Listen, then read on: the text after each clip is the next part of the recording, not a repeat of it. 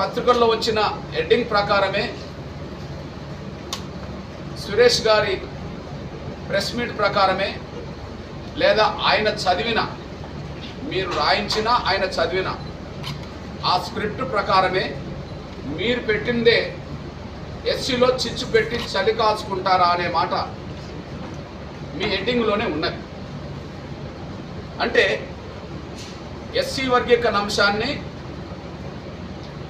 ఇది చిచ్చుగా ఒక మాజీ మంత్రితోటే మీ పార్టీ నుంచి మాట్లాడిస్తున్నారు.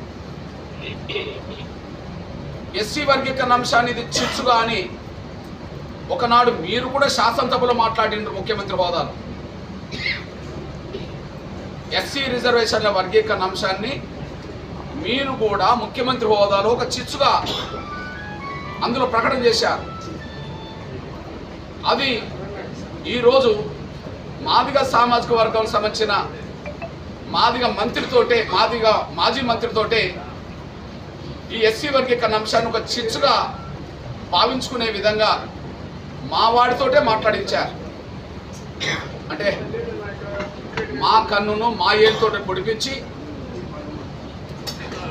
మీ పార్టీలో ఉండబడే మాదిగ జాతి నాయకుల పట్ల మాదిగలే ఈసడించుకునే పరిస్థితిని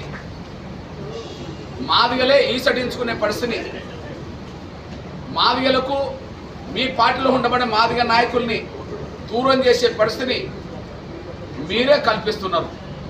అంటే ఆ పార్టీలో మాలల ఆధిపత్యానికి ప్రాధాన్యత ఇచ్చే విధంగా మాదిగలే గౌరవించని పద్ధతిలో మీ ప్రయత్నాలు కొనసాగిస్తున్నట్టుగా కనిపిస్తున్నది. ఈ విషయంలో